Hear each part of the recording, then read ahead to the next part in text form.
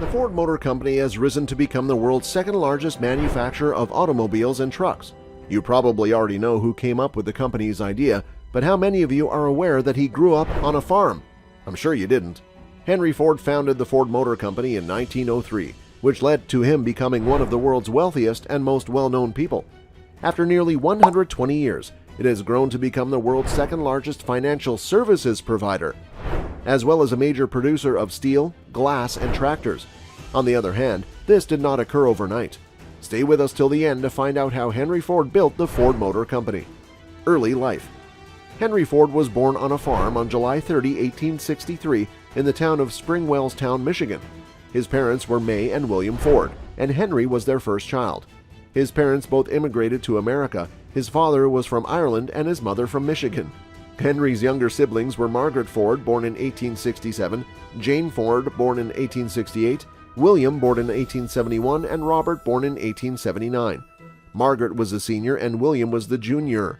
Henry studied until 8th grade at Springwells Middle School and did not go on to high school. He exemplified some of the qualities that helped him become so successful and well-known at such a young age.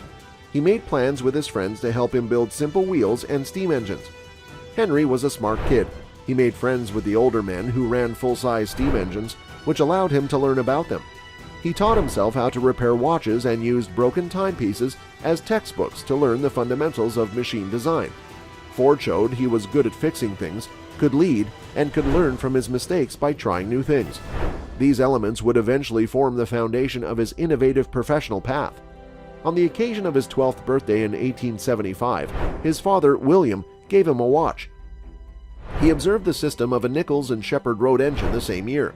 Apart from the one drawn by horses on his farm, this was the first vehicle he had seen.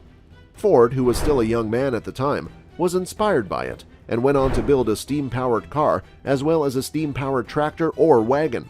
However, because the boiler posed a safety risk, he concluded that steam was insufficient for lighting vehicles. He saw no point in utilizing this resource due to the high cost of electricity and the lack of storage space for such a large battery. Ford repaired an auto engine in 1875, and 3 years later, at the age of 15, he earned the title of watch repairman by repeatedly dismantling and reassembling the clocks of neighbors and friends.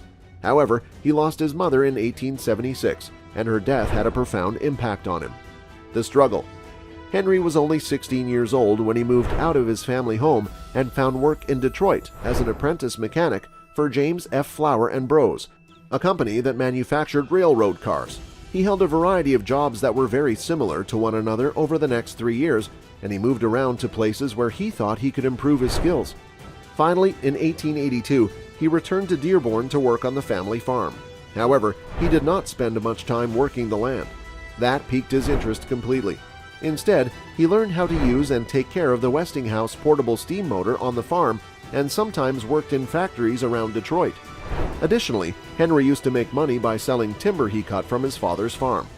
Following that, Westinghouse hired him as a repairman for the company's steam engines. It was here that he realized he preferred to work for himself rather than for someone else. In 1887, he created a 4-cycle model with bore and stroke dimensions of 1 and 3 inches respectively.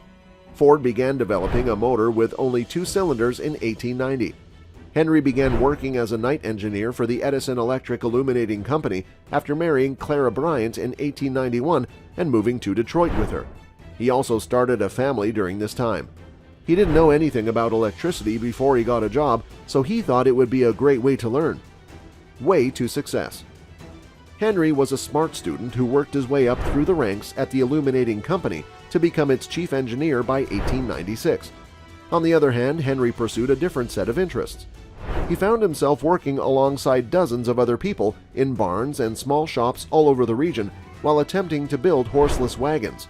He convinced a group of businessmen to back him in an idea that would be the biggest challenge of his life, starting a company to design and sell cars that didn't need horses.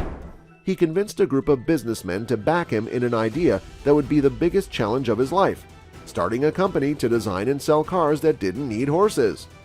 Ford, on the other hand, had no idea how to run a business and had no experience with the trial and error method, which makes success nearly impossible without making mistakes. Both the first and second attempts at starting a business failed. Ford began taking bigger risks in order to recoup his losses, such as building racing cars himself. It worked out perfectly this time. Because of the success of these cars, Henry Ford was able to get more money, and on June 16, 1903, he started the Ford Motor Company to make his plans for the future of the auto industry come true. The beginning of entrepreneurship. Ford was able to spot and convince talented people to join his company. He put together a group of young, smart men who shared his vision and would help him turn the company into the formidable industrial powerhouse it is today, and one of the most successful companies in industry history. The Model A, the company's first automobile, was designed with several upgraded classifications. Ford made a lot of money and established himself as a respected businessman with his four-cylinder Model N, which sold for $600 and was the nation's best-selling automobile in 1907. By this point, however, Henry had developed a broader vision to create automobiles that were both better and more affordable for a large number of people. He built the Model T with the help of a team. He handpicked and unveiled it to the public for the first time on October 1, 1908. The Model T was easy to drive and didn't need much in the way of repairs. It was also effective on unpaved roads. It instantly skyrocketed to unprecedented levels of popularity. Ford could easily sell whatever he made, but he wanted a higher volume of sales. To achieve that goal, he needed a larger factory. So in 1910, the company moved to a new plant in Highland Park, Michigan, which was much bigger. There, the workers and Henry worked hard to increase production while lowering costs. They combined ideas and concepts from other workers, such as those who made bicycles, watches, meat packing machines, and firearms, with their own.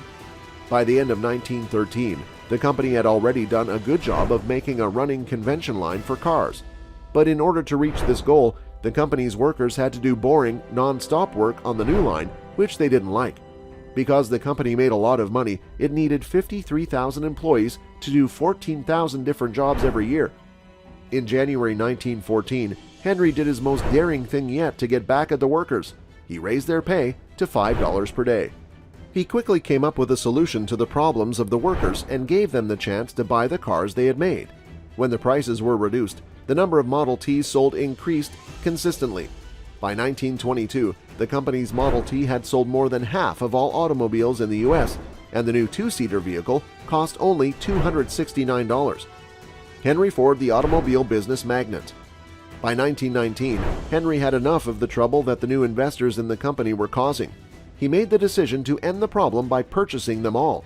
As a result, many people in Detroit became millionaires, and Henry Ford became the sole owner of the world's largest automobile corporation.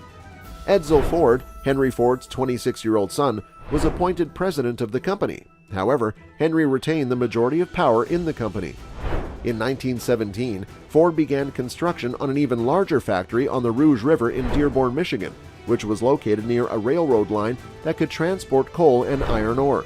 However, as the population increased, sales began to decline in the 1920s.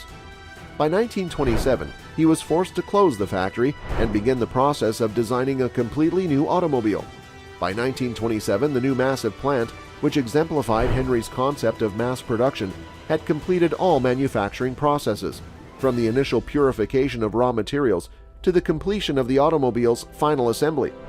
After some time, it had grown into the world's largest factory, producing not only automobiles, but also components used in the production of automobiles, such as glass, tires, steel, and other such things. Henry died on April 7, 1947, when he was 83 years old. The Farm Boys Company, on the other hand, contributed to the making of history by laying the groundwork for the 20th century. So this was the story of Henry Ford, America's automobile business magnate. What do you learn from his life?